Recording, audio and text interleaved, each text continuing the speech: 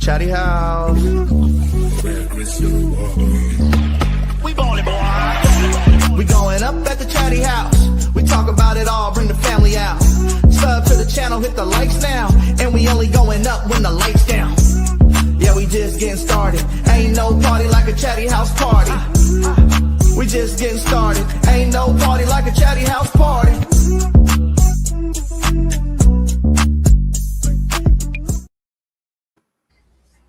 What up? What's going on, Dr. D? How's it going? What's going on, man? Just getting through the week. I heard that. Sure. All right, y'all know what it is. It's a Chatty House after party. Got a bunch of stuff to talk about today. And as always, we will start with the beloved Kings of Sacramento. We have to. 11. Unfortunately, we do. Unfortunately. Hey, shout out to Steven C. I think I wore this once before, but in honor of D Rose, I wore this. He found it for me. Hopefully he didn't find it in Dallas, but I did wash it first, so it's all good. One of the things I was really curious, I'd like to hear from you about is these fourth quarter lineups.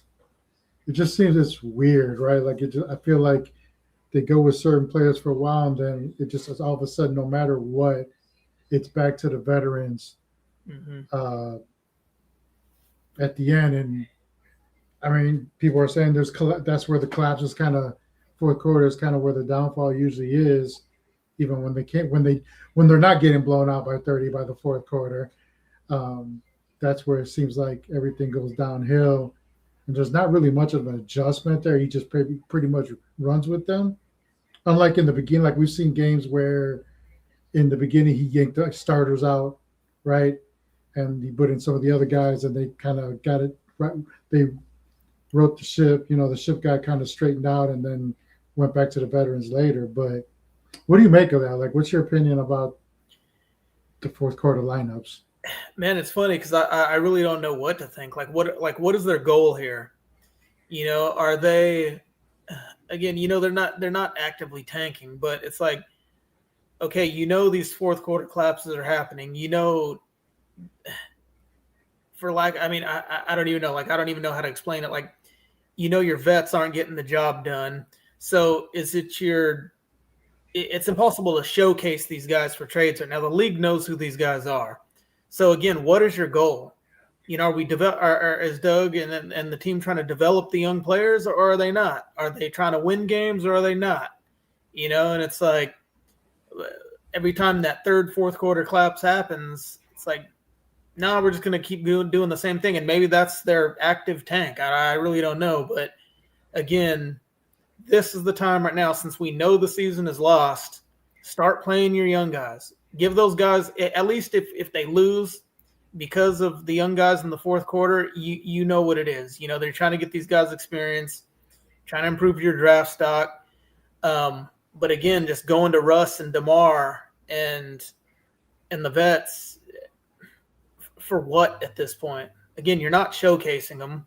You're not. I really don't know. Maybe Drew knows, because I don't. Well, he knows more about winning than we do, so maybe. 100%. Hey, if you listen to the chatter, my head coach, he hates young players, so I wouldn't know. But no, I kind of heard it, and yeah, I'm a casual Kings watcher, and I'll check the box score sometimes, and I'm like, bro, Russ and DeMar, like, damn near 70 minutes, 60-something minutes. I'm just, I don't get it, bro. Like, we both. Like, personally, I don't, the Russ stuff, like, I get it. Like, there has to be a point guard out there. It's not like they have a young point guard to play, right? So at least that part of the veteran, and I guess DeMar to an extent, he does, like they were saying today, like, he literally holds that team. They'd probably get blown out by 40 from get-go if it wasn't for DeMar half the time. But also, like you said, like, if the season is lost and you already know, like, this is just, it is what it is, then get these guys work, get Max work, get Dylan work.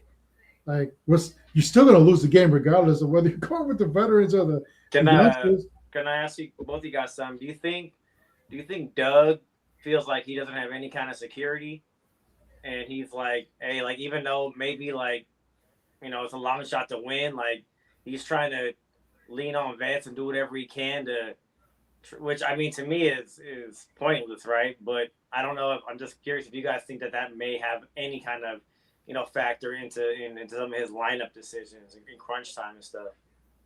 That's a good question because I don't think he signed a 2-year contract, and I mean he has to be feeling it. I mean that's a good question because I don't know if he's gotten any kind of assurances that, hey, this team's bad, we want you to teach these young guys, or if they're gonna, Scott Perry is gonna do a reset after this and and blow it all up. To your point, Drew, I don't know. Doug's almost in an impossible situation because he can play the vets and lose, or he can play the young guys and lose. It hasn't been working with the vets. So I mean, what's the guy supposed to do? I remember a time when Steph Curry, I think he was a rookie. I'm not even sure who the coach of the Warriors was. It Keith Smart, maybe? Might have been Smart. Yeah, Curry, I think was a rookie, and he was making mistakes and doing things rookies do, and a lot of times in the fourth he would get benched for, I want to say it was AC Law. Yeah, something crazy like that, where it was like what the hell are you doing? But at that time, guys was probably trying to go with somebody he thought was more trustworthy down the stretch. But if that's the case at all, like that just sounds to me like they're not on the same page, right? If Doug's the coach, you know what I mean? It's like there should be some kind of I don't know, agreement or with the front office, some kind of at least be on the same page. Like, hey, we know that it's going to be a rough year or two. We got veteran contracts. Let's try to just bring along the young guys. But it doesn't seem like that's what I mean, that's the case at all. So it just it's a little head scratching. Watching from a distance, that even though maybe you don't think they have a lot of young guys who are like belong on the court, but it's like, what do you got to lose, right? I mean, I know Devin Carter stinks, but it's like might as well. Like, exactly. Right? What I mean? Like, yeah, try, some. Yeah, it's. Well, and it's not like the Warriors situation because because I hear it from my cousins too. Like most of my family are Warriors fans, and they get on Kerr all the time. Hey, they're not playing Moody anyway. They're not playing Kuminga anyway. But it's almost a different kind of situation because you can win with Curry. He's an equalizer, so you guys can win. Kings aren't winning anything. The Kings are just a bad team. So, I mean, the Kings should play the young guys, whereas the Warriors, they are actively trying to win games. You add, another piece or two, and the Warriors are back in the thick of it. You add a piece or two of the Kings, and they're just right back where they are. Yeah, with the Warriors, regardless of what you think, if they're a true contender or not, you know what I mean? When they got Steph Curry, like, you're always going to feel like, you know what I mean? You're a contender. So, some of those young guys are – I feel like that's overblown. Moody's been playing a lot. But to your point, it's kind of where it's like, hey, I mean, if you're not doing what you need to do, like, bro, like, we're trying to win. So if you're not playing your role, like, sorry, we don't have time to let you, kind of work through the mistakes because especially for the Warriors, every game for them is like, you know what I mean? I think that they're better made for the playoffs, but – wouldn't even get there last year. Injured Butler, but it's like every game matters. So when you're a young player playing with a team that, whether you think they do or not, has title aspirations. So for the Kings, it just makes it even more, like you said, confusing. That how can these guys not even get any kind of run, right? So and that's part of like it was going to come down another discussion after some of this was Doug, but we can bring that into the fold too because it has relevancy to the conversation. Is like I hear somebody like Securin who hates Doug as a coach and every chance is talking about firing him, but I also again, and I say this not knowing anything, like I don't know what goes on behind the scenes, so I don't know whether Doug's just a puppet for Scott and Vivek, and that's most likely why they hired him, because no other veteran coach is going to come in and let you tell him what to do with his lineups. But here you got a guy that's on the low money-wise, that's hoping that he can stay on as coach because who else is going to hire him as a head coach right now? Mm-hmm. So, of course, he's going to listen to whatever Scott says or what Vivek says. So I wonder if some of that playing the veterans is not him really making the call, but him just listening to, for better or for worse, the organization and them telling him, you better be playing these veterans in the fourth. maybe they think that's a way that they can unload them. Like if they happen to go on a winning streak, right? Like, oh, Yeah. cool, somebody wants Demar, somebody wants sack, somebody wants a bonus or whatever, whoever it is. Like, I just feel like we don't really know, and he's stuck in no man's land either way. Like, no matter what, it's damned if I do and damned if I don't. Yeah, it's kind of to me it's like last year when they fired Doug, and this is just based off what I heard from some of the fan base when they fired Mike Brown, they hired Doug. I heard that people thought that was an upgrade. You know what I mean? It seemed like that wasn't like a like the Raiders fired I'm sure the fired that they hired Versace as like an interim and kind of somebody that you kind of know is going to be around for a little bit, but more than likely isn't going to take over.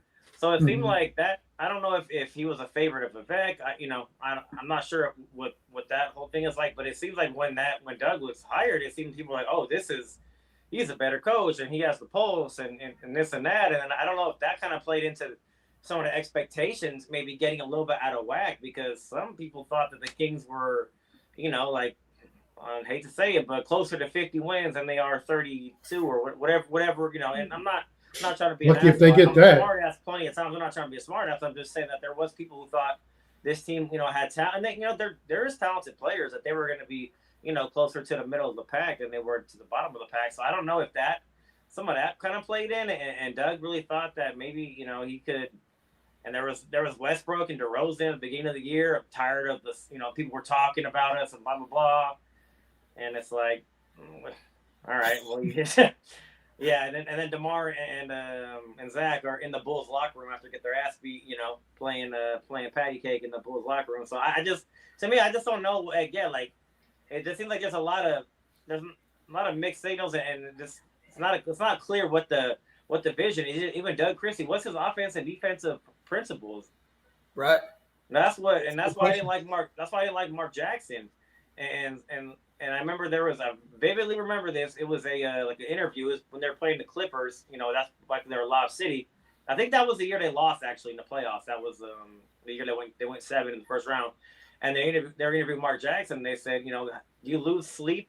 Trying to, game plan for Blake Griffin and Chris Paul and DeAndre Jordan. And Mark Jackson said, I don't need to lose sleep to know that those are 3 of the best players in the world.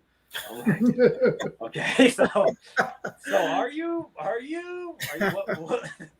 what's your scheme? Yeah, so I just think of something like that where I don't know really what Doug, 94 feet and all that, and the offense is terrible too. And I've seen interviews earlier in the year where he's like, offense, we're not worried about offense, and it's like, yeah, bro, you got guys who can put the ball in the basket, but as a 5-man unit, your offense stinks, dude. Like I don't. So to me, I don't know what the vision or what the message is. It seems like it's all very unclear.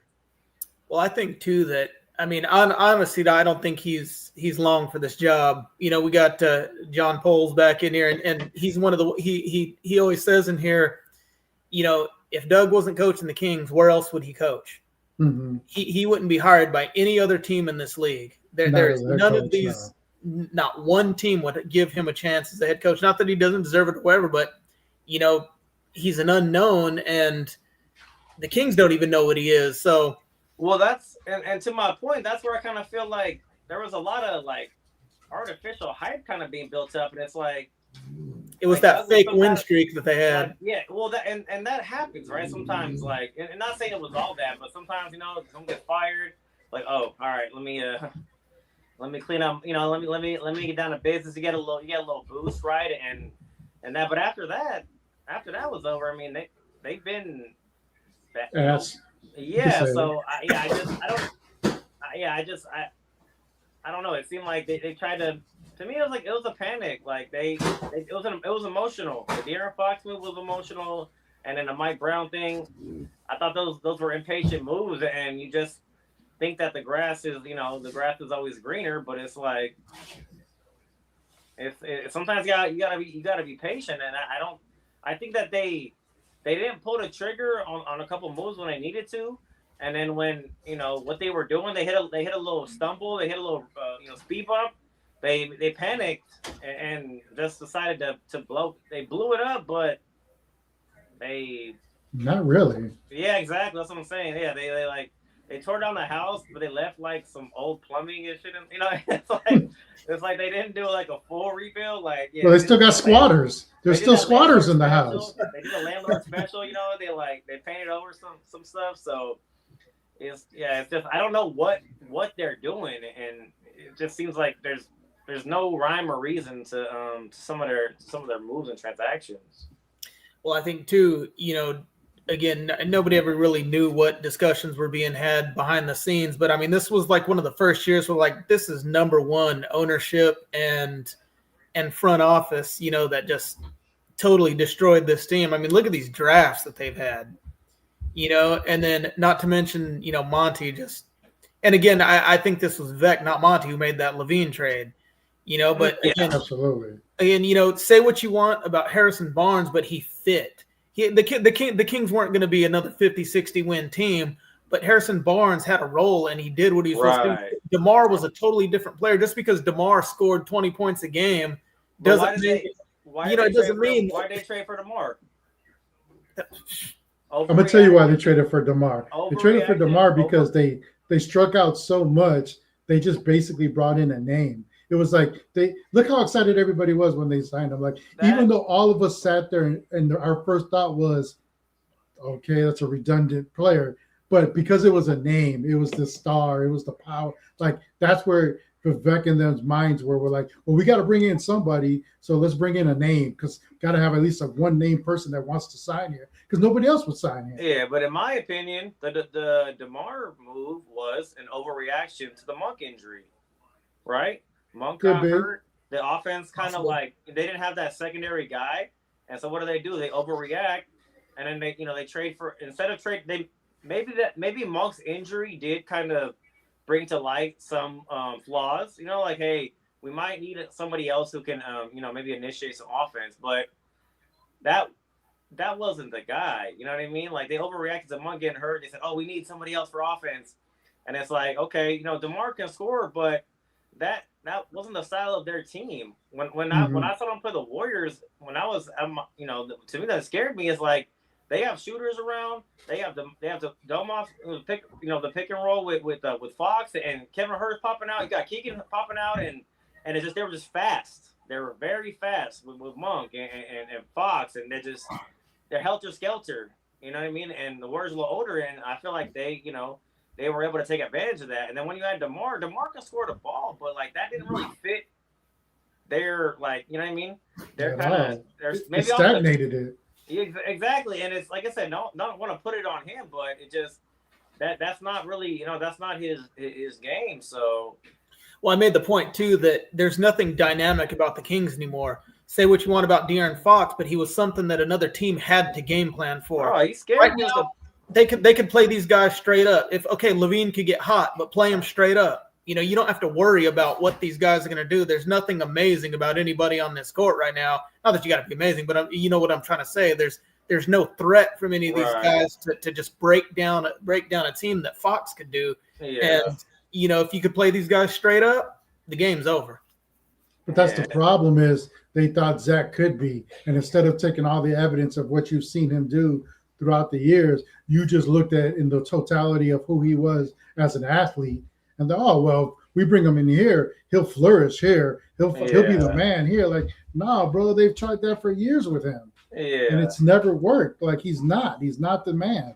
He's not a bad player in a vacuum, right? But it's just that, like, if you're a team that, like you really need a secondary scorer and you got pieces around, you got a point guard, you got a small forward that are defensive guys and Zach doesn't have to, have too much of that pressure on him. Yeah, he can help a team, but for a team that doesn't really have much leadership or in any kind of offensive system, I'm like, he's just gonna float out there, right? He's gonna get his points, but then when it's crunch time, it's like I don't know that. It's even then. It's he does, and in this way, this is the one way his characteristics are like Fox.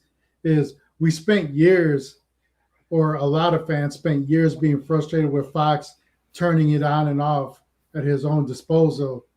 right? Like not 48 minutes of like, Yeah. and then he I would got an find, opinion on that. After you're done, I got an opinion on that.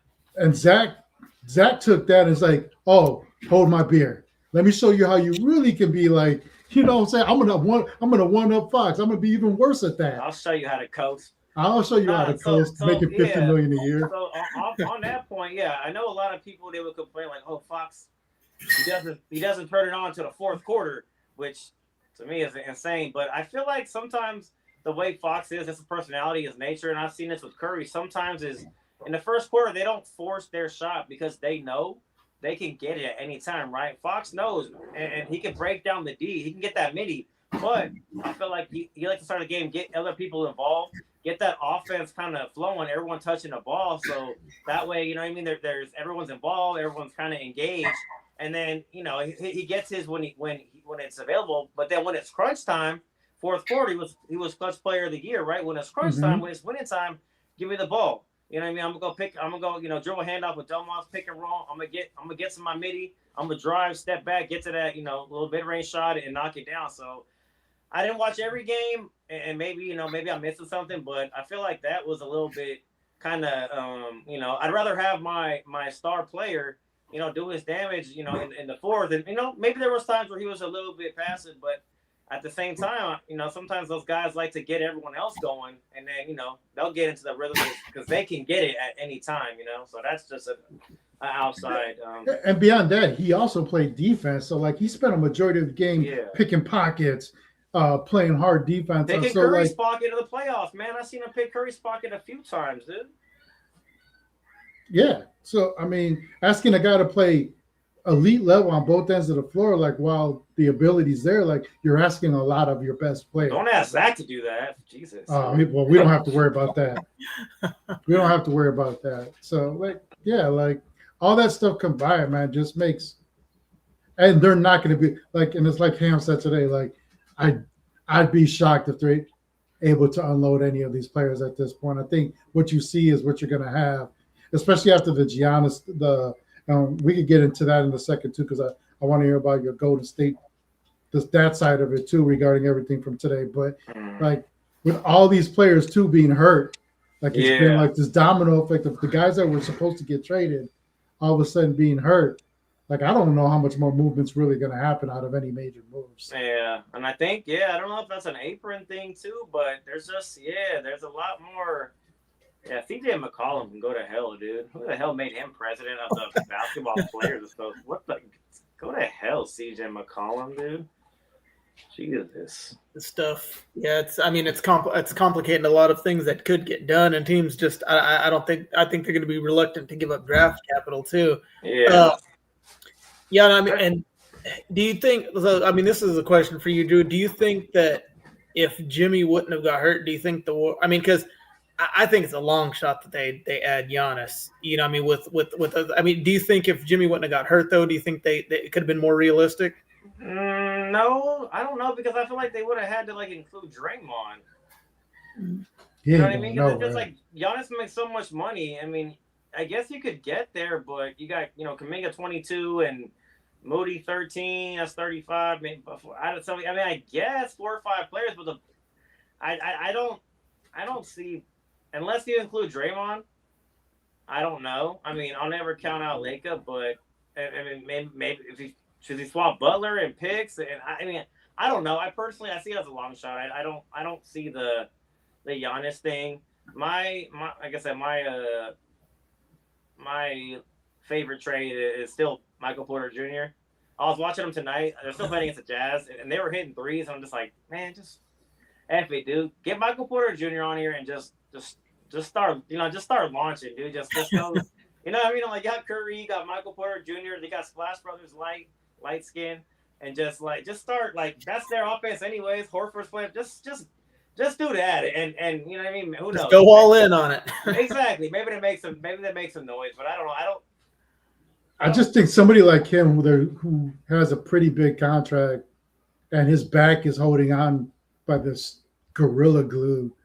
Like, I just wouldn't want to invest in a player like that. No. And that's a great point, Manny. It just comes down to what the cost is, right? Like, for me, a first-round pick is fine. It's just and 2 picks. I'm like, when are those picks? Are they protected? It's just, it's hard because it's like, like one hand you're like, hey, give Steph whatever, but then on the other hand too, it's like, it's like, you better make sure that whatever move you make is, because I mean, 2 first-round picks. If Porter Jr. is healthy and he's 22 a night, 40% from 3, then it's like, all right, hey, you know what?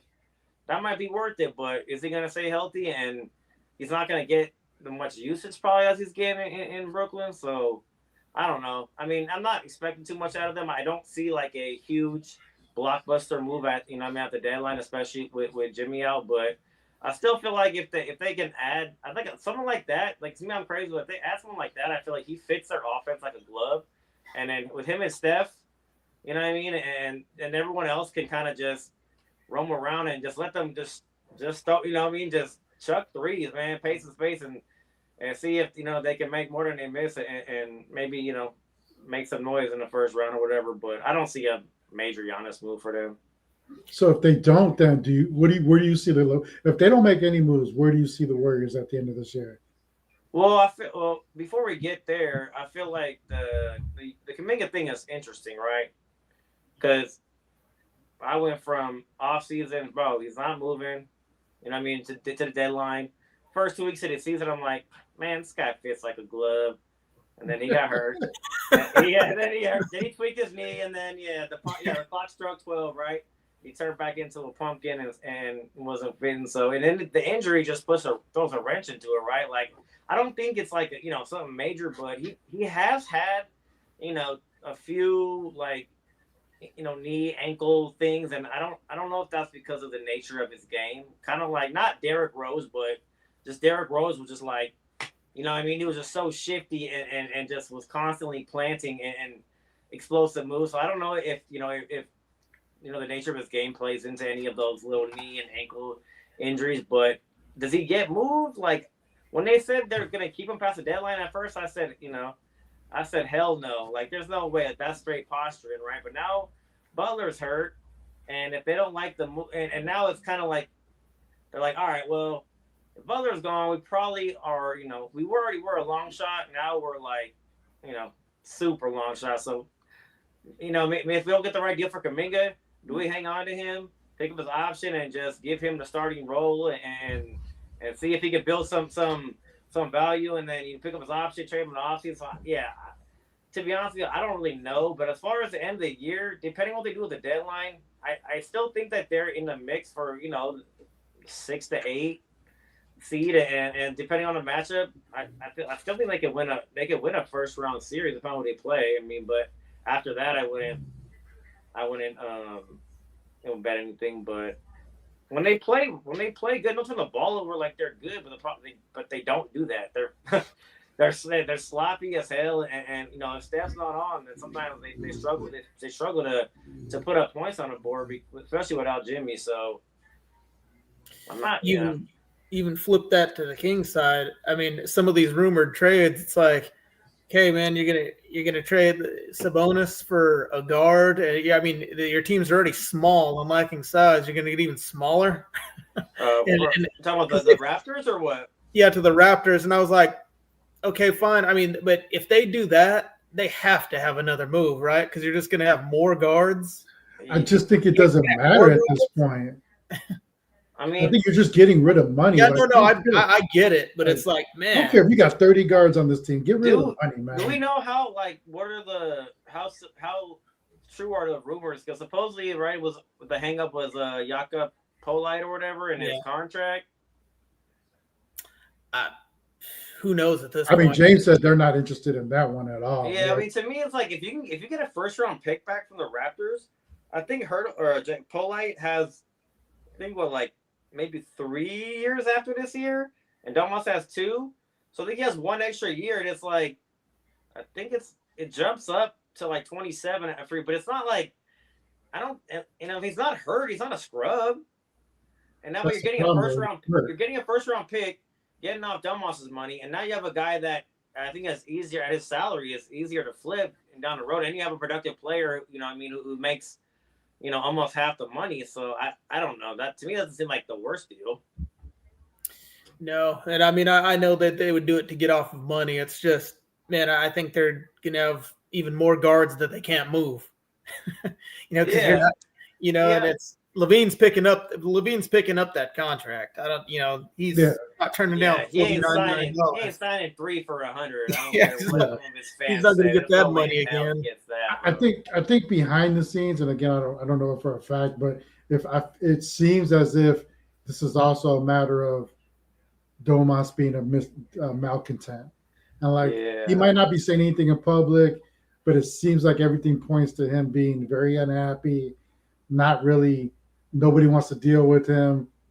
I mean, even on the court, like, and I know they sucked regardless. I'm not trying to say without him they were better, but they definitely played better without him. And once he came back, I feel like some of that momentum of the rookies and some of the other younger players kind of got lost in the shuffle to play him. And I think you he'd be know, good for the rookies though, because when I watch the Kings and I see Domas, he sets a pick for Levine or DeMar.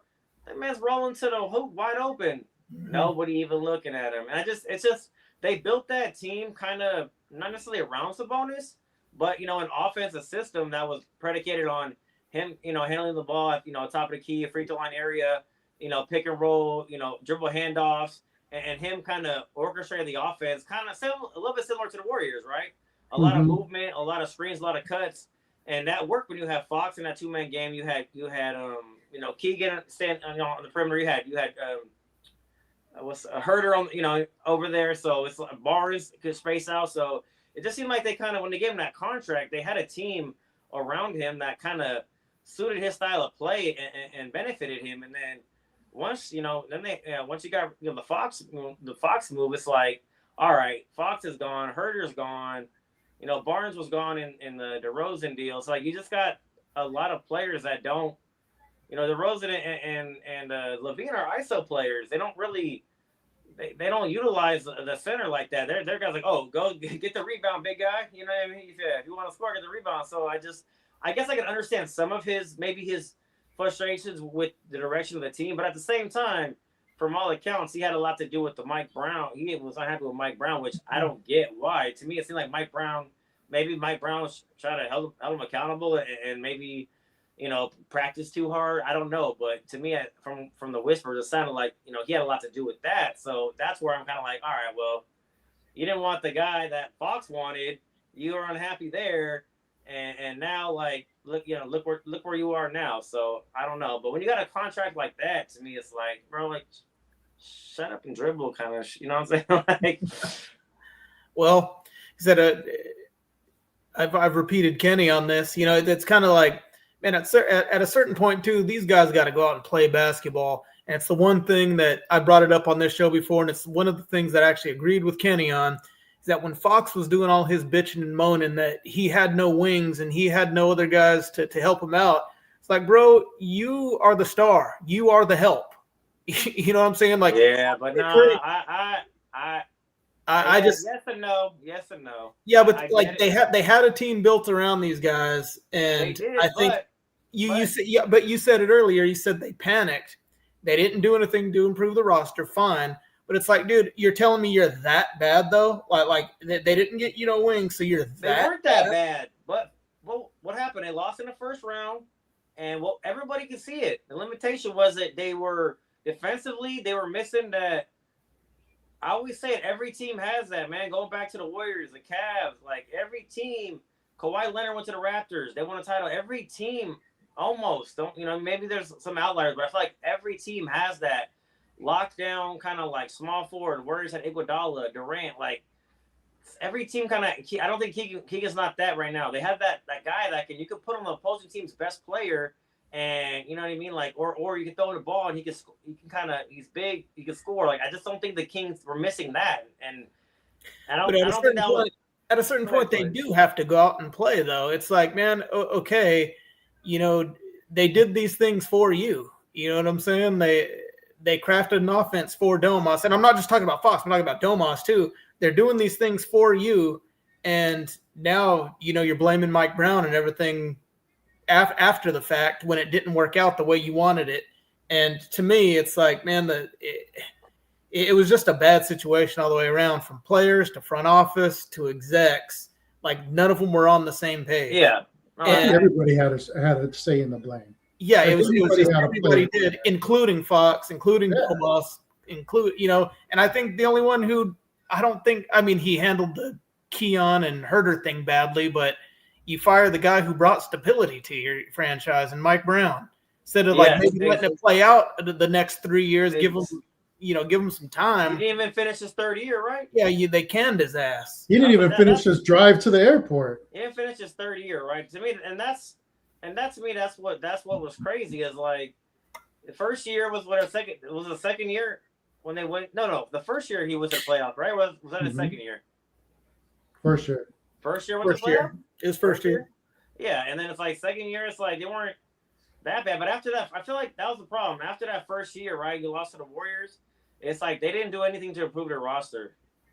That was fool's gold, though. I think there was a lot of teams injured that year, and I don't think the Kings were as good as they were. But okay, so you're just like, oh well, we had a lucky little year, so we'll just fold it up, right? Well, they were a decent team, but I just think it was a little bit of fool's gold there. Right. Okay. Exactly. So what do? You try to get better. So the Warriors, right? When they lost, was it 2013 playoffs?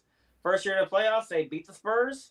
They beat the Nuggets. Lost to the Spurs. Next year, what they do? They added Andre Iguodala. They came back. Yeah.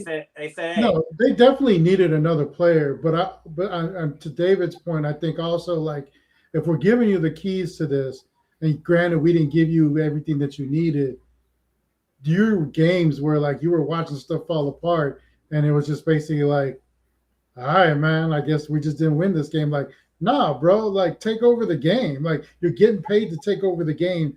Granted, again, I know it's not a perfect roster you have. I know we didn't get you the small forward that you needed, but damned if you don't go out with the ship. Like, and both of them at times were just kind of like stagnant. Yeah, but at the same time, like if you don't feel like you got support, like right, like they say, people don't leave a bad job or leave a bad manager. You know what I'm saying? And look at Fox. Everything it's coming to fruition. He to him he said like, hey, they're not serious. They don't want to go into the tax. We had our best year in forever, and they don't want to pay Pascal Siakam. You know what I mean? That was a big one right there. For sure. Again, I'm not like that. To me, but it's just like from him, you could say, yeah, maybe he gave up, but for him, maybe he felt like, hey, like I want to win. I got us to the playoffs. Like I got us over the hump. Now, you know what I mean? Now give me a little something for sure, so we can get to the next level. And maybe he felt like I think in that third year though, when everything fell apart, to Kenny's point, I don't think they were that bad. I think there was effort missing. Because that was the one time during their whole run here where I questioned effort sometimes. And it was like, yeah, you could get down on yourself, but I was like, say what you want about DeMar, but he's always trying. And there was times where he's always trying to get his. Well, maybe, but nobody else. Well, he has to. He ain't got no choice. I've questioned Sabonis and Fox's effort during that time, though, and that was the first time I've ever done that. To your earlier point, right? Obviously, there was some kind of turmoil. There was some going on in the background with Mike Brown and whatever players. Which to me, like I don't know, man. To me, that's some sucker shit, dude. First, you got to the playoffs, man. You guys are over here bitching about practices, too long. But then, mind you, back to my earlier point about Christie, all I heard in the offseason, oh, man, this was the most intense training camp we've ever been through. I'm like, okay, but you couldn't handle a 2-hour practice with Mike Brown, but not all of a sudden you training with SEAL Team 6 with Doug Christie and shit, feeling good. Like, that's where, like, I don't know, man. Like, that's where it's like it's hard to just put on the coaches. It's like there's some. Oh, no, it's all around. It's like I said, it's blame to go around. Yeah, bro. It's just like there's just bad energy. You know what I mean? Yeah, it's blame to go around everywhere. And it starts from the top and works its way down. And that's the problem with when stuff starts seeping is if it's coming from the top, ain't nowhere else for that disease to go but down. And it's going to trickle through everybody at some point. So, it's Vivek not making the moves. And then even Mike Brown, like we've heard about, he turned down like multiple players that could have helped in some way or another because it didn't fit his whatever he. Yeah, there were probably some offensive guys like John Collins who they never. I'd have took him. Yeah, So That's I mean, that's what I'm saying. Yeah, like Mike Brown, like say what you want about him, but that man's been in organizations that won at the highest level. You know what I'm saying? Like the Warriors, Cat. You know, like he's maybe not with the top of the Cavs, but with the Warriors, he was there. And some people will say it was the reason the Warriors, defense was like that. But the man knows basketball, and if he didn't want guys, I'm guessing it's because he comes from the Popovich. He's from the Popovich tree, if I'm not mistaken, right? Mm-hmm. Yeah, I believe so. So he comes from a not fucking around crew, dude. You know what I mean? He likes guys that play the game of basketball the right way. And not to say that that's necessarily always the best way, but, he might see guys that, they like to get buckets and they get lost on defense and they don't move the ball. And for him, he doesn't want that. So I'm not gonna blame him for a guy like John Collins or something like that, where it was like, oh, he stymied the team for John Collins. Like, get the hell out of here, man. yeah, but it's still. I will say this about that, like, and it's in hindsight, obviously, but like, I think a lot of us, if we really go back to the hiring of Mike Brown, like when he got hired, a bunch, and I'm one of them. I scratched my head. I was like, yeah, that's not who I would have picked to be the coach, but if that's who y'all think it is, cool. Because he's never been to me other than when he had LeBron, and that's easy peasy.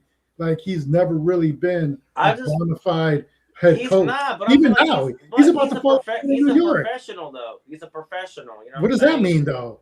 I'm a professional too. He means he runs he runs a team. Like he's since when? Stability. He brings stability. He got him to the playoffs in the first damn season.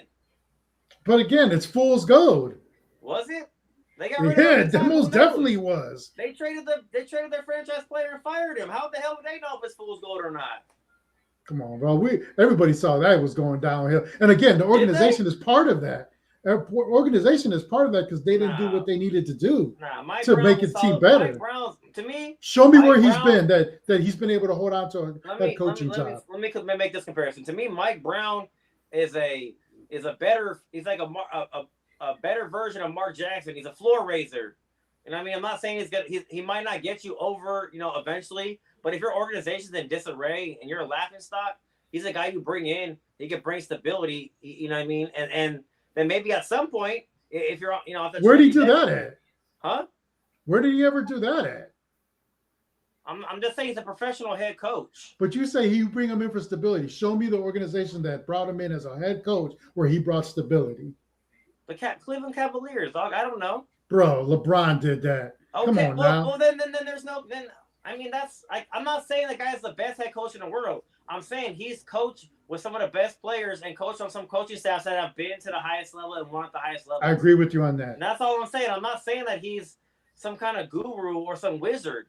But, I mean, look at the facts. The first year he was there, they were there in the playoffs. Like, I mean, he's a professional coach that, he's, like I said, maybe he has shortcomings, he has flaws, and I get all that. But the first year he's there, like, y'all get to the playoffs, and you're falling a little flat. They don't make any upgrades, literally nothing, no upgrades. And then the next year they lost. After they got beat by the Pelicans 17 times because the Pelicans obviously were a bigger, stronger, faster, better. Shout out Andre Iguodala, and they still did nothing about it. So to me, I don't know. You're right about all of that. I don't think that's on Mike Brown, bro. I don't either. I'm not necessarily all of it, but it's also, I also think, like, again, I think there's enough blame to go to everybody. I don't think anybody's blameless in this whole situation. But I always thought too, like, I like Mike Brown. I like who he is. I think he's one of those, like it happens in the NFL. Like some guys are just meant to be assistant coaches and they bring a lot to the table, not necessarily as a head coach. And I think he's one of those. I don't think he's a guy that can be in one. He's never going to be. He'll never be a head coach at some place longer than 2 to 3 years. I don't think that'll ever happen. Again, I agree with what you said about the first year. I think it was fool's gold, but I did think he brought stability. He brought him to the playoffs. I never thought he was ever going to be a long-term solution to it. But I did think, he did all that and set the table. They didn't do right by him by giving him the players he needed. That's what I'm saying. Like, they got to the playoffs, and all they needed to do was make – like, to me, I'll keep harping on it, man. To me, that Siakam move was like – to me, that was scary. Oh, for sure. I think everybody agrees with that. To me, like, that was it. And I mean, I don't know. I wasn't in those rooms. I wasn't on the phone. I don't know what those conversations were like between Toronto and Sacramento, but They didn't want to to pay me, him. it's like Yeah, that was already. Yeah, they already said that. As an educated guess, from what we've heard, it sounded like it was a money thing. They didn't want to pay, and to me, like that's where I'm like, all right, bro, you want to be cheap, you know what I mean? And it's like and even I've heard people I won't name names, but people on the station say, well, I don't know, were they really good enough to go into the tax? All right, well, if it's not now, then when? You know what I mean? No, It's their best team in 20 years. You're 100%. It's a No, what if that, game. that was the move, and that was the time. That was the turning point right there when they didn't make a move. They just kind of like they didn't go all the way in. They just kind of like they half-assed it. They just kind of like they trying to bargain shop and they didn't want to pay the price. But and look what's happened since then. It's just been a constant a downhill thing. So I don't know. I think part of it though, when I spoke about kind of putting some of the onus on the players, I do admit that it was a little bit of everything. But man, this goes back to what you're saying about Mike Brown, Drew, is that who the hell were any of these players to tune him out? Thank you.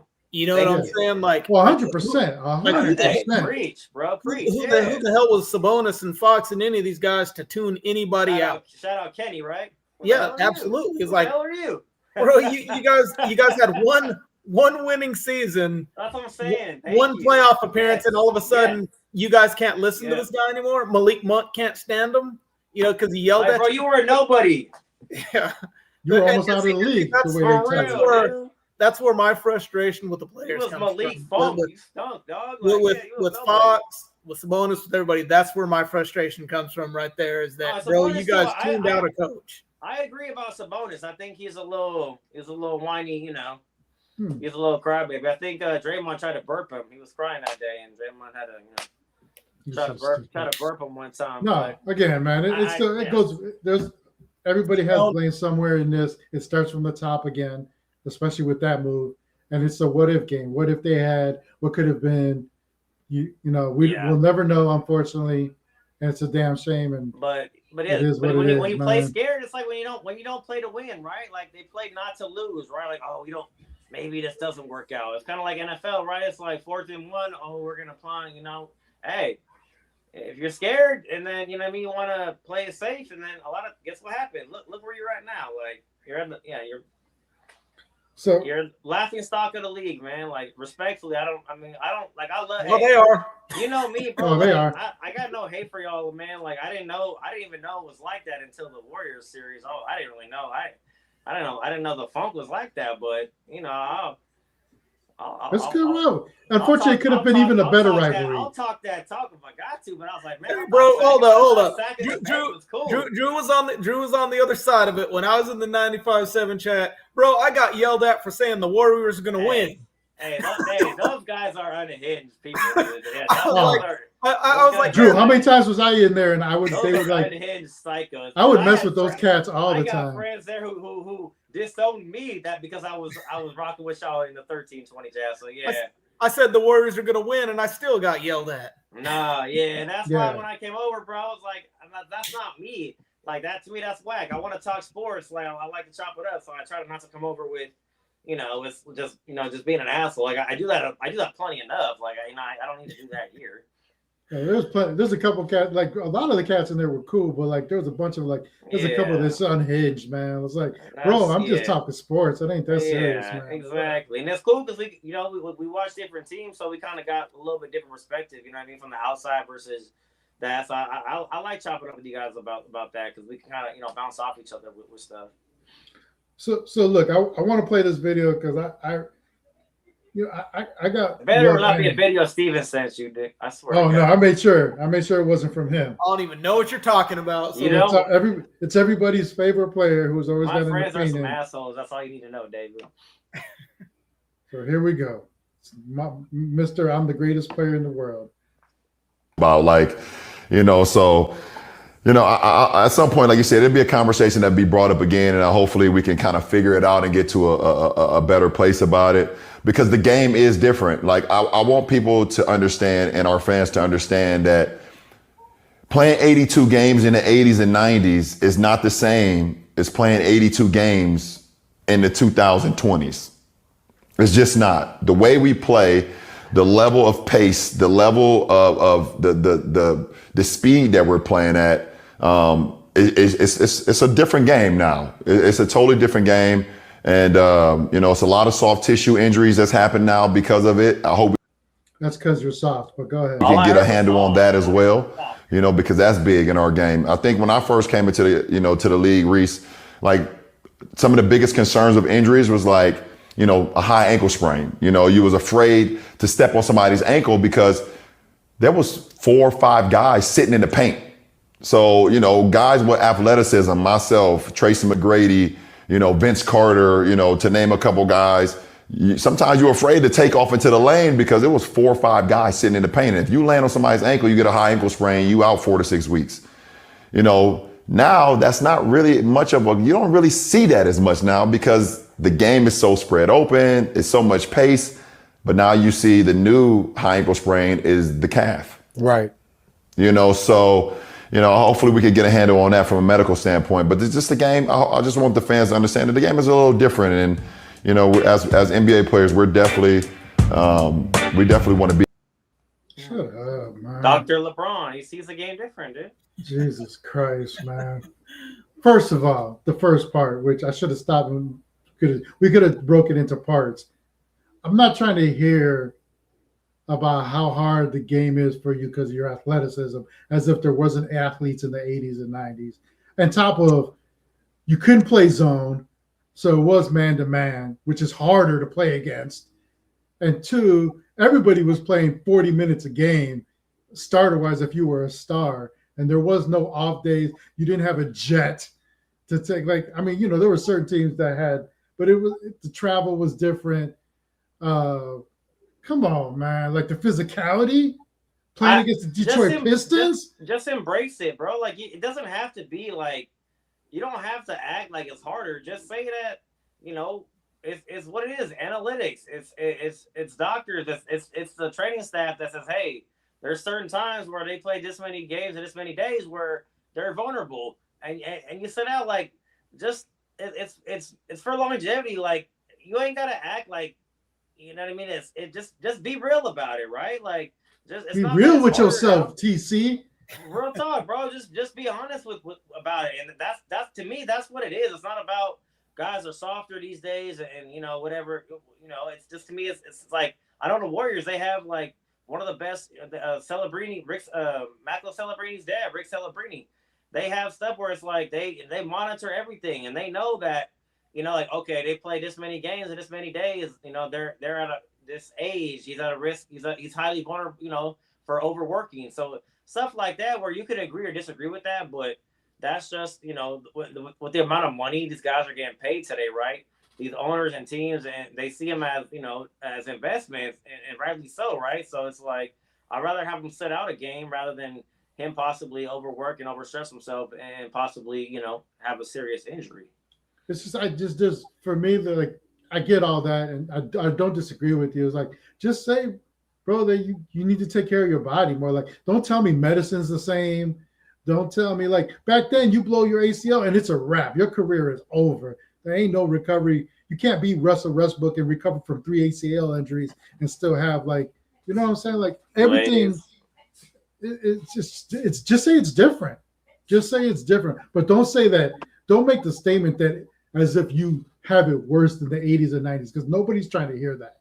Not one person is trying to hear that. And even today when I was listening to D'Lo and KC, they were justified. I'm like, I ain't even trying to hear y'all try to justify that. That to me, like, nothing you say holds water on that. And yes, I'm an 80s, 90s child, so everyone's gonna be like, oh, well, you just grabbed. No, I've seen both. Like, I get it, but don't do the woe is me thing, man. Like that's just dumb to me. Go back to reading one page of every book and call it a day. Love page 1. Come on, man. What you think, David? Huh? So what you think about that? I mean, I think I agree. I think I agree with what you were saying, Drew. I mean, it's just different times, and to Manny's point, I don't think it was. I don't want to hear a woe is me type thing. I don't know. I don't know if that's what LeBron was doing or if he was just making a point. But like you're saying, I mean, it's just different the way it is. I think that, I think owners and managers and agents are telling these guys to sit out just as much as the players are, and How do you manage your load? well, please don't tell us. very quickly. Was that Vince Carter or one of those guys?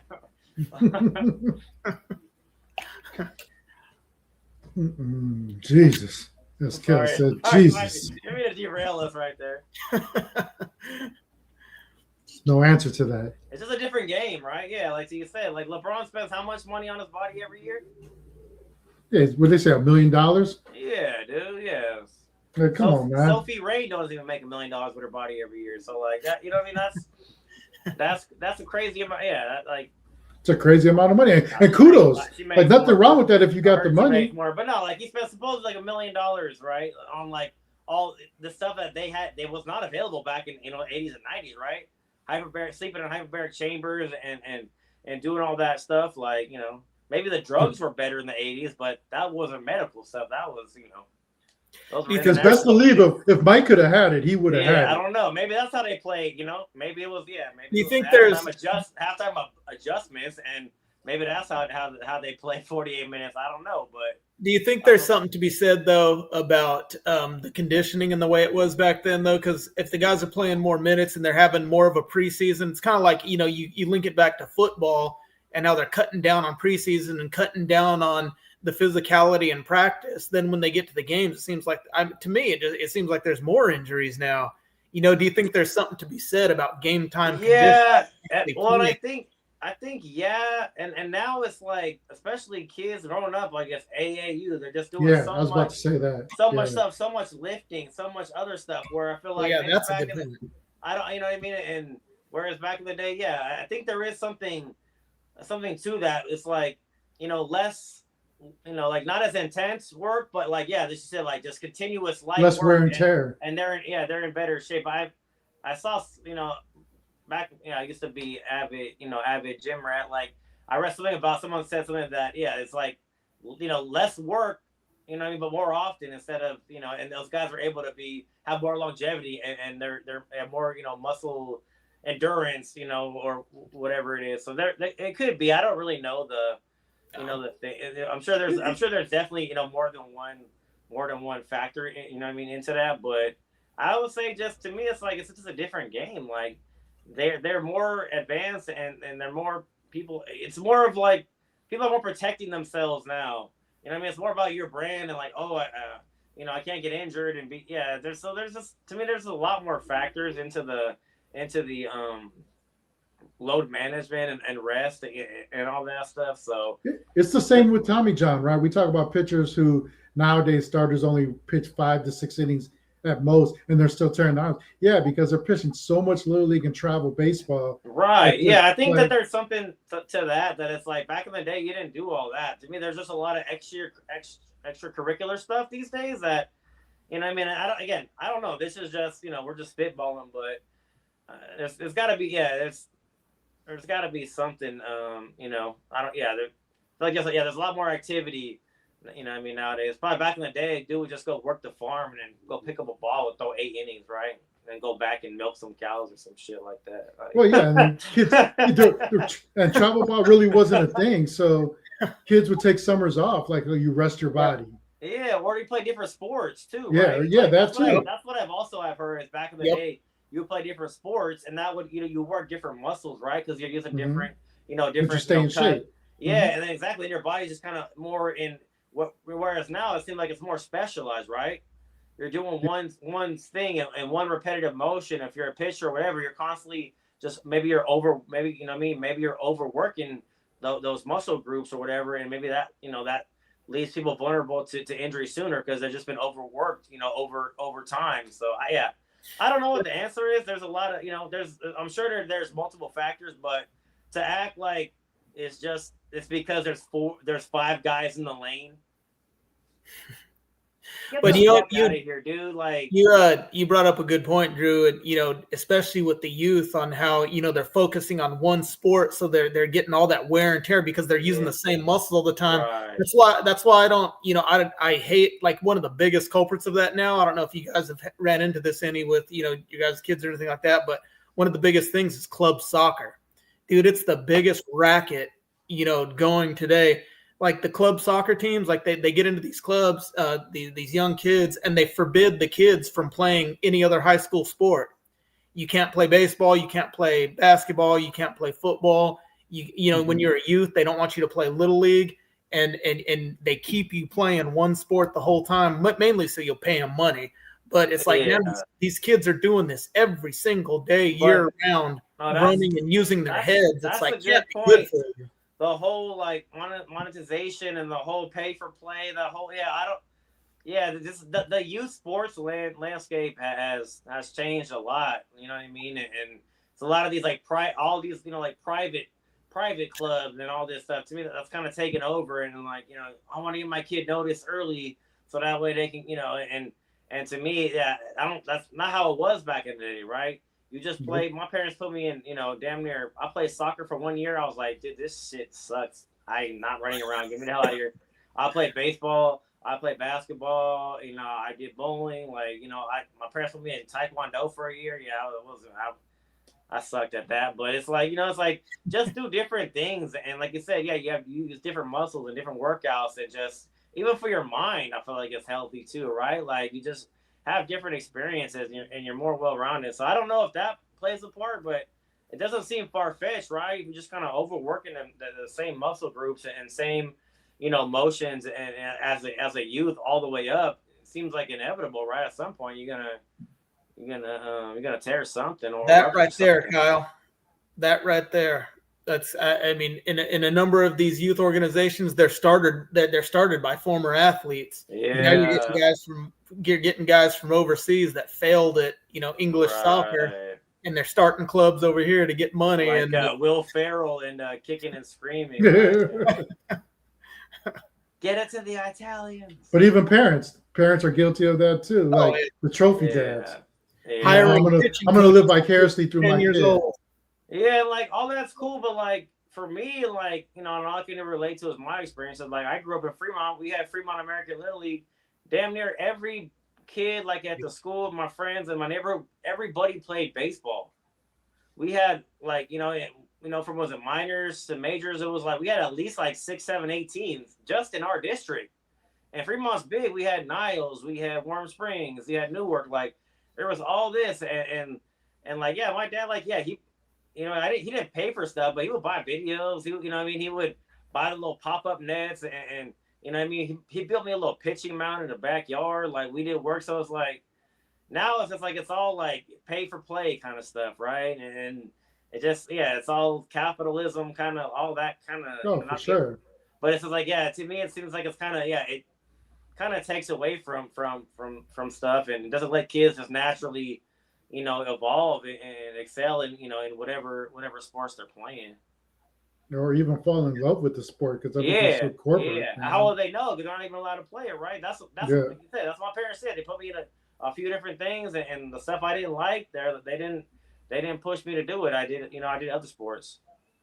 I heard Michigan just like taking showers with the guys, but he was a walk-on as a center, Did he say a walk-on center? Yeah. Yeah. They didn't even need one. Yeah. It's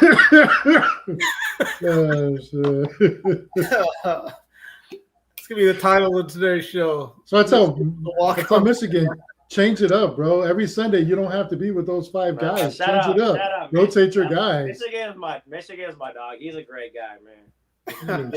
He's good people, as I would say. That's like every time that's a kiss of death right there. Don't go. I've yet to meet him face to face because every time I go to a live event, it's the one he don't go to, or if he goes to one, it's one I can't make. What one day we'll meet in Michigan. Yeah, he's not. Trust me. He just wants to fight everybody. Nah, I know bro, he's gonna whip my ass for nah. making fun of him. Michigan's, yeah, he ain't like that. He's a warm soul, dog. Real talk. Get the fuck out of Michigan's here. a warm soul, bro. Man, get your glazing ass out of Hey, here. I just keep it a buck. I'm not. Hey, no glaze in my game. I'm just call it like I see it, my friend. Sound like you got invited to a Sunday party, bro. Man, yeah. Well, they said they invited you, but you didn't show up. I would not show up. That is correct. I know better. There ain't no Diddy over here. There ain't no Diddy's parties over here. What did you guys think about the Belichick stuff, the whole Hall of Fame stuff? That was stupid. Go ahead, David. Yeah, go ahead, Dave. I'll let you. I mean, it was just okay. Then what qualifies the guy? It's like I don't even like the guy. I could give a rat's ass about Bill Belichick, but you're telling me a 6-time Super Bowl winner. That's like if Bill Walsh didn't get in, or I don't know. That's crazy. I mean, it's just some vindictive voters, and yeah. Well, I mean, they say the driving force behind that was who, right? It was the Colts owner, Bill Polian. Bill Polian. Yeah, supposedly, yeah, they say that was the driving force. He was just a bitter Betty, but I agree with you. I'm like, I don't, bro. There's no justice. Yeah, I saw a stat where only this many coaches, blah blah blah, were first ballot. Who the hell has this many Super Bowls? He's not the rule. He's the exception, bro. Like exactly. He's the guy. Exactly. Like what are we doing here? Yeah, to me, that's where media just sometimes has too much authority and too much power based on like their feelings, or they didn't like him, or somehow whatever he did at North Carolina or his young girlfriend has any bearing on his Hall of Fame status is ridiculous, and that's some simple-minded, that's some simple shit. Like I don't get it. It to me, it's like I don't even care. It's not even the first ballot, second ballot. It's like if he's eligible, that man should be in the Hall of Fame. Like you could say Brady was better. We could say what you want, but Belichick was a defensive genius, man, and you can't act like Brady didn't have some of the best defenses of all time when he won the Super Bowls. You know what I mean? So for him not to be in there, you can say how it ended, whatever, but he was a good defensive coordinator before he joined the Patriots, and 5 Super Bowls. Like he ran the AFC for damn near 20 years. Like, come on, man. That's like, I mean, that's for anybody bitching about him having Brady. I mean, that's like saying Phil Jackson can't get in. Yeah, absolutely. How many did Rodgers win? How many did Drew Brees win? Phillip Rivers never won. It's just like, like something. Yeah, I mean, it helps, right? But plus, let's not act like let's not act like everybody that's in the Hall is saints. Right. Like there's plenty of questionable people in the Hall of Fame. And that's a great point, because to me, how I view stuff, and not even just athletes, like musicians, rappers, whatever. I try to I look at them for what they do, in their profession, right? Like football players, like Stephon Diggs, for example, right? He's a good receiver. That guy's a wild boy off the floor, off the field, right? Whatever. Mm-hmm. Yeah, Terrell Owens. But to me, on the field, Terrell Owens was a straight monster and a top 5 wide receiver of all time at least. So I don't give a shit. He did sit-ups in the driveway, right? I don't care about that. Yeah, maybe he was a bit of a diva. I don't care about that. Like the fact of the matter is, when he was on the field, that dude was one of the best ever. Like, get out your damn feelings, man. Like, he was 100% right about McNabb too. Yeah, McNabb. Yeah, McNabb was. I was with T.O. on that one. T.O. didn't quit. I like McNabb was a solid QB, but did T.O. fracture his leg and came back in like 10 weeks or something? Yeah, he wasn't even supposed to play in that Super Bowl. Dude slept in a hyperbaric chamber. Yeah, he had a That's robotic leg. Keep it about the field, and that's it. He came with a robotic leg like Stephen Brown to the Super Bowl, dude. Keep it about the field, and that's it. Like, keep it about the stats, about what they did on the field. That's it. Not get off track, but that's how I feel about sometimes like rappers and stuff. Like back in the day, like I would always Ja Rule. I thought Ja Rule was a goofy dude, like fake gangster, but I liked his music. Him and Ashanti and J Lo, whatever. I thought they had some hits, so I'm like, hey, whatever. Dude's a cornball on this, but I don't give a shit. Like I like the stuff that he does for work. Like I don't have to respect him as in his off hours, in his personal life or whatever I think about him, what he does, for his work, I think is dope. And to me, I can separate the two. Sometimes you cross the line, right? When you do, we talk about crimes and all that stuff. But, if people don't like the person you are off the field or off the court or whatever it is, if you're on, to me, that shouldn't have bearing on what you've done and what you've accomplished in your career and your profession, right? No, to me though, I say just, and I'm not talking about you, but I'm saying, just don't be hypocritical about it. So don't hate one person for doing something, then excuse right. somebody else. No, I said, exactly. a lot of people, hate women beaters, but they love Chris Brown, don't they? They love to beat him themselves. I mean, oh no. They love Chris Brown. Chris Brown, he's a great entertainer, ain't he? Right. Yeah, but he beat the shit out of a woman, so that's okay. Yeah. No. And it's the same thing I feel like, especially with the MLB Hall of Fame, right? It's like, especially with the whole steroid era, it's pretty foggy who was, who wasn't. You know what? Like, and I heard a pitcher say it, I forget who it was, but he was like, man, everybody's doing it. He's like, I'm juicing up too then for, I'm not going to get left behind. So I don't, I don't really doubt players, especially if I don't know, the whole legality thing to me is kind of still a little bit foggy, but you can't let some guys in because you like them and other guys not in because you felt like they may have done steroids. Well, that right there. So it just goes back to, it's the whole, but it's human, right? It's human element, it's human influence, it's human emotion. And unfortunately, I feel like that stuff's going to get in the way instead of just, looking at the facts. People are going to get in their feelings and say how they felt about somebody rather than actually look at, their career, the totality of, of their achievements and stuff like that. And like, even with that, with like the baseball, like you do, like people would always say, like, if you really are that up against it, then, or you're that against it, then have a hall that's dedicated in the Hall of Fame talking about that era. But don't stop, educate people. Just educate people then. But you don't stop guys from getting in because it was a whole generation. It's old grumpy white dudes, man, and I'm a white guy, so like I'll say that. A lot of it is like, these grumpy old white dudes who have some kind of purity for the game, like higher, all that kind of complex. It's like, bro, get the hell out of here, dude. Like that's unfortunate that those people have the ability, to keep all-time great players, out of the Hall of Fame.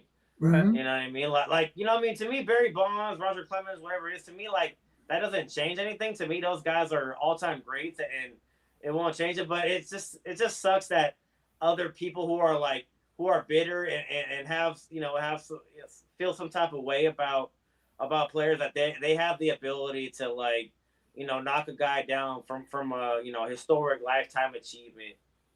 Well, that's the whole hypocrisy thing too. It's like, okay, you hate these guys now, but you know what? When McGuire and Sosa and Griffey Jr. when saved baseball, you were sure loving them guys then. They were loving those guys then. Eric Gagne, dude, throwing 90 straight closes, and him and Bonds going 100 miles an hour. Bonds going dead center. Like, you can't tell me that wasn't exciting. Like. Yeah, I didn't have a problem with them at first when the first couple of years, like I understood, like setting like a precedent. After that, it was like, all right, bro, you made your point. Just let them all in at this point. Yeah, no. And like I understood the first couple of years, like because you don't have to be a first ballot Hall of Famer. Yeah, back right? to that whole which I mean, I don't know how much it means. Maybe in some circles it does, but yeah, I get that. You want to make a point, like, okay, we're not gonna let him in right away, but eventually. You let him in. Just let him in. To stonewall him out of the hall, to me, where's Manfred's dump? Like, bro, that's where people with authority need to step in and kind of have some overreach and be like, hey, like, you know what? Barry Bonds is literally the home run king. Like, you mean to tell me, like, yeah, so what? His head grew 14 sizes, dude. Like, the guy's bat speed. The guy's back and hand-eye coordination was like, what I mean? Before he got before he had a disease where he gained 75 pounds of muscle, the guy could steal bases, left field, gold glove. You know what I mean? Like, the dude just some like David Ortiz just hit home runs. Like the guy played the field. Like, am I boring you, man? You all right? Am I boring you? No, not at all, I'm bro. sorry. I'm sorry. I have a life. I My fault. apologize. Yeah, but before all that, like Barry I almost Bonds said something to you, but I'm not gonna talk. I'm sorry. I have a job, bro, and I work there in the day. I apologize. Whoa. I apologize. Wow. Good Man. personal now. That's cold blooded. Fair enough. But yeah, it wasn't like Barry Bonds. It wasn't like Barry was just, the dude like played the field. He stole bases like, and to act like that guy's not one of the best players that ever played a game in the conversation, right, for the GOAT, right? Is he not? Barry Bonds in a conversation for the GOAT? Absolutely. And I'm not here to debate that, but he's in the conversation, and for him not to be in the Hall of Fame like that doesn't make any sense, and that just goes to the state of baseball and Manfred and goofy ass organization, whole goofy ass MLB, man. Even now with the NFL, like the commissioner should be talking about this. Like he should be coming out and discrediting this Hall of Fame committee right now. Like Roger he should have Goodell? came out and yes, Roger Goodell ain't gonna do it. of course he's not. But I'm saying that like be a commissioner, come out and say something. Like especially for an owner. I mean, especially for coaches and owners, because God knows you follow everything that they want. Yeah. Like this is one of those egregious moments. Like use it as a teaching moment. Yeah. Use it as a way to revamp the whole system, because it's just totally like nobody was going to take it. That's when, like I always laugh. I know nobody wants to talk about wrestling, but like it's like we don't. We know the Wrestling Hall of Fame is garbage, right? Like when you're inducting Pete Rose into a Wrestling Hall of Fame, like that right there is like, all right, bro. All right, man. He'd make the baseball Hall of Fame till he died. Like who brought that up? Was that Paul? A lifetime ban. Yeah, he's dead. So right when he died, they let his ass in. Yeah, like come on, man.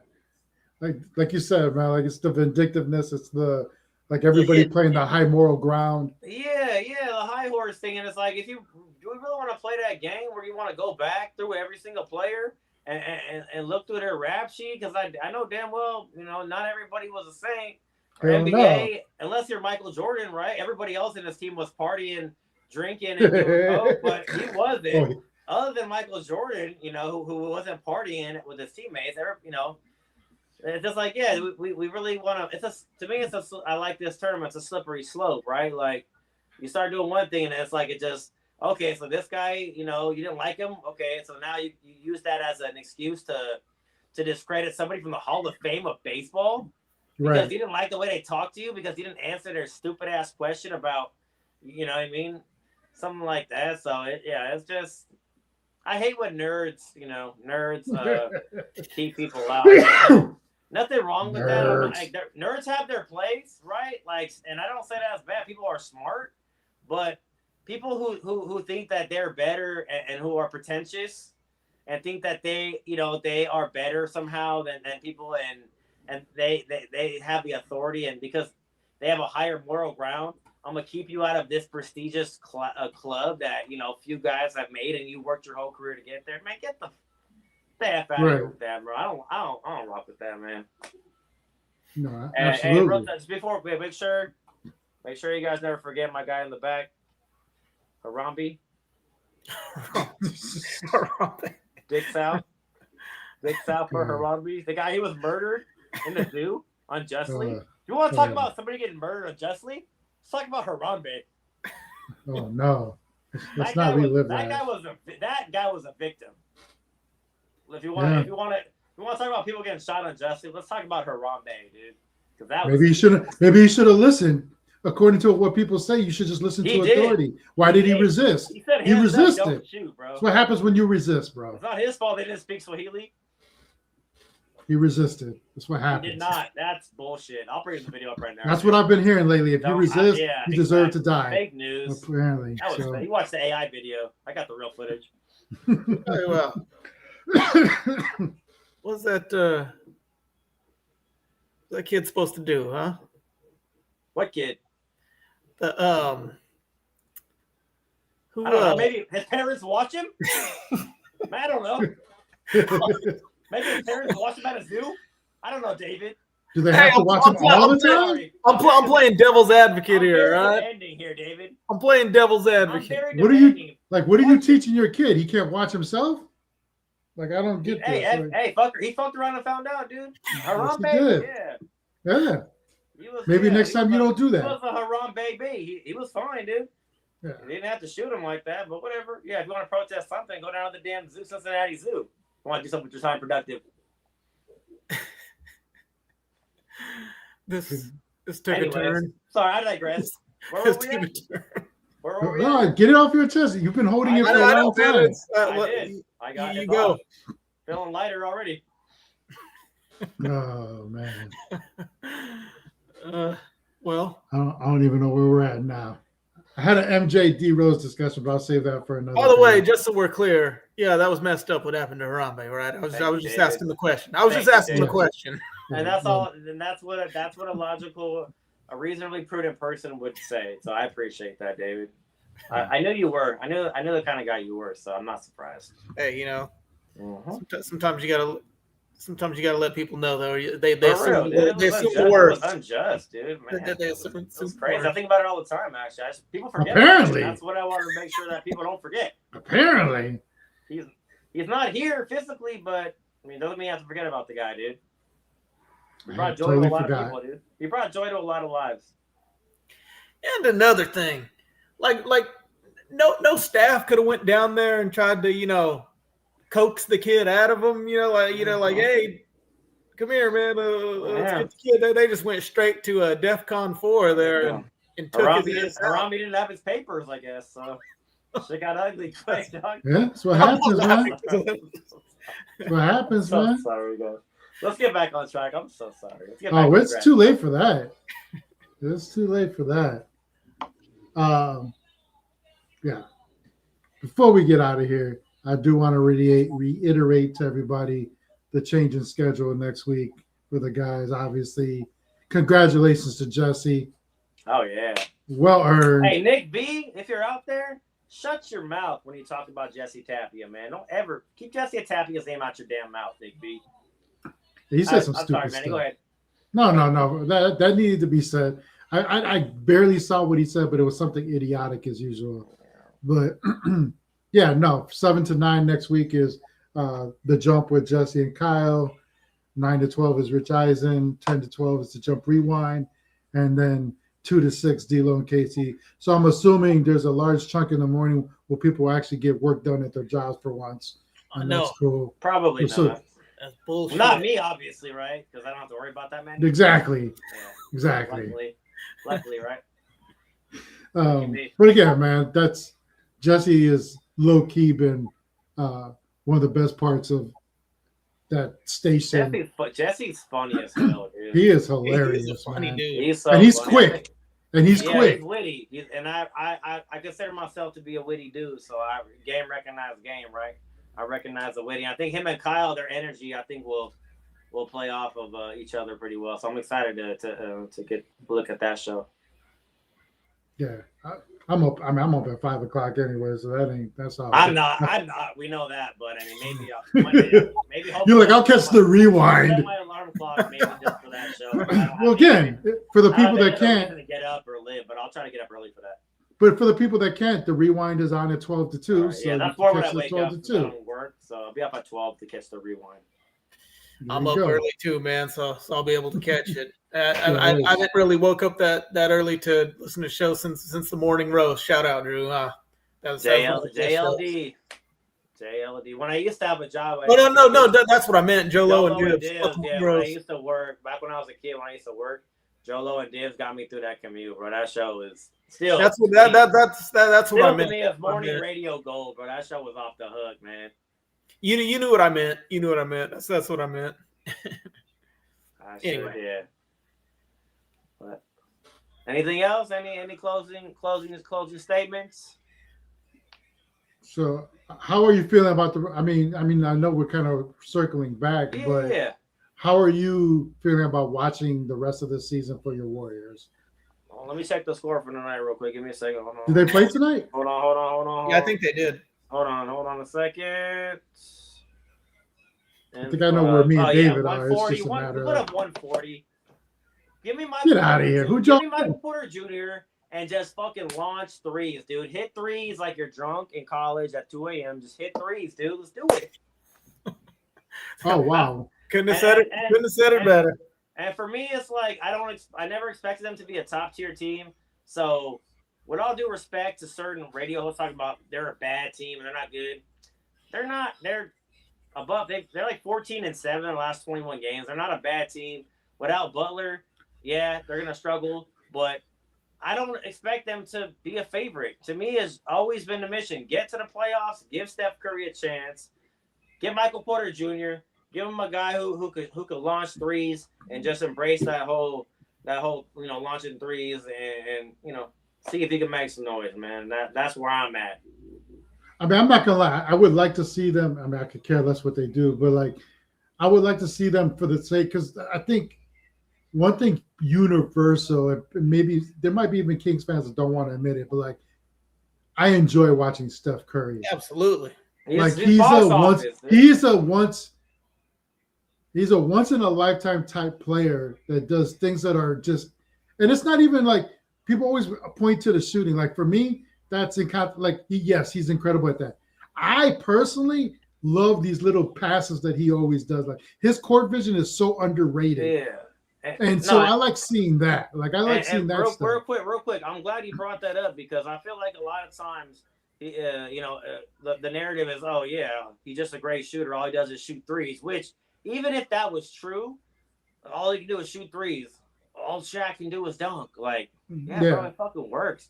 But to your point, that's not the case. Like, obviously, yeah, but the cat that guy doesn't have handles and can get to the lane and finish. Like, if you don't see that, you don't watch him. He can pass. Yeah. But to me, the biggest reason I have any kind of hope or optimism for the Warriors to be any kind of threat, in a playoff scenario, is just Steph's gravity itself. You know what I mean? Just the amount of attention that he attracts just, gives other players the chance, to be wide open and to make plays. So, if teams choose to completely take him out of the game, do the Warriors have enough to actually like make teams pay it? I don't know right now. It's a game to game basis, right? Like players look good one game and then the next, Paz drops 20 and the next game he's dribbling off his foot. Moody drops 18 and then the next game he's 1 for 6. So they have a lot of interesting pieces. I like Melton. I like D'Anthony Melton a lot. I thought he's been playing really well. He's a piece. He can, and this is one of the reasons why, and not that Monk's even really an option, and Melton's only 1 year, but Melton can handle the ball. He can run a second unit. He can get to the cup. He can shoot the three. He can play defense. So I think he's been healthy so far. It's no guarantee, obviously, but he's the kind of player that really fits in the backcourt next to Steph, and he can play closing lineups. And Al Horford, he started slow, but Al Horford looked good as hell tonight, man. Like, you get somebody like him for the playoffs anyway. Yeah, he's a playoff player. I agree. Yeah, for the playoffs. I think he's more of a playoff player, but there's pieces where I'm like, all right, like if they can move Kuminga and somehow they get like a Michael Porter Jr. into there and maybe one other piece, and like I said, okay, like I can see that, maybe like I said, not that they're going to be a top 4 seed, but can they get into the first round and get a favorable matchup and win that round and then and to me, whatever. To me, exactly, and to me that's all you can ask for as a fan. Like, yeah, I get Curry's one of the greatest, but Curry's almost 38 years old, and this team has won 4 titles. They've been to 6 championships. So I don't understand. To me, it kind of pisses me off how some fans act like it's like this team, it's like it's a disaster, and it's because they're not a top 4 seed. It's like it's kind of like the Spurs back in the day, right? Like, the Spurs were always, even when they were older, like maybe they weren't going to be a title threat, but you didn't want to see the Spurs, like, they get the right matchup, they win a game, win a series, and whatever. You never know what happens. To me, like as a fan, who's seen them beat dog shit and who's seen them reach the highest heights, if they can get into the playoffs and give Steph a chance, then I don't see, I don't see how you can ask for more than that for the guy. You get him to the dance and then let's see if he can make some magic, and the right pieces can come along for the ride and try to make some noise. I agree, and I also think you definitely don't mortgage the future. Agree. Right, with picks and all that. But I will say, if there's let's say it's a first round exit, I also think at the end of the season, again, you don't mortgage the future regardless, but you do everything you can to get that one more run in with Steph. 100%. And you know what I'm saying? I think that plays into why, and people, like I said, I love Kenny, I love D'Lo, but them talking that, about like Mike Dunleavy Jr. and the Warriors, get out of here, he's an idiot. I'm like, bro, first of all, you called the Warriors. They didn't call you. They're not trying to offload Kuminga to you and get a deal. You want Kuminga for your pieces.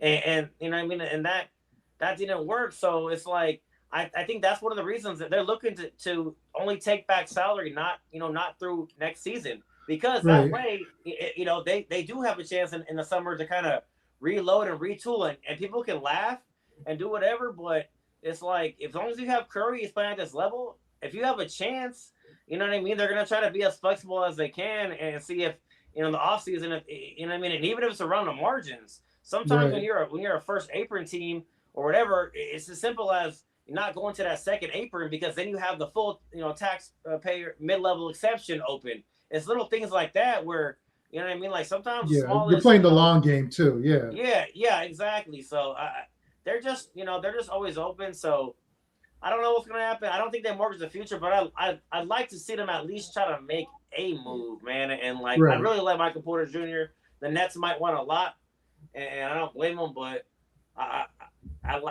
to me, I think he's a guy who fits them perfectly and gives them like. I agree. I just think you get him on your own terms. Right. Like, and then it's like, then you got a guy who him and Curry just, hey, bro, like I said, man, just launch, bro, just launch. And you got two guys who like to launch and can launch, and that's their offense, and at least it'll be exciting. And hey, they might be able to outshoot somebody, you know what I mean, for a series. But that's. I don't think the Giannis's or the ADs, I don't think those big, moves are coming. But and I wouldn't be surprised, as much as it hurts to say, and as much as this is like, I don't like it, but I wouldn't be surprised if Kuminga's on the squad, man. And I don't like it, but I think just the Jimmy Butler thing throws a wrench in there, and people are gonna, get their stuff off, and I don't like it either, but I think with the Jimmy thing out, I think that they're gonna pack they might pack their driveway up, man, and have the garage sale in the summertime. So I don't like it. I don't know that it will happen, but I'm more open to seeing them do that, and just another roller coaster ride, in the Jonathan Kuminga saga. But we'll see. Oh, good. Well, Drew, appreciate you joining us as always, man. You're always welcome. You know it. You're part of the crew, so we appreciate you, brother. Thanks for having me. I appreciate you guys, and just remember, Dick's out for Harambe, guys. Peace. Chatty house. We ballin', boy. We going up at the Chatty house. We talk about it all, bring the family out. Sub to the channel, hit the likes now. And we only going up when the lights down. Yeah, we just getting started. Ain't no party like a Chatty house party.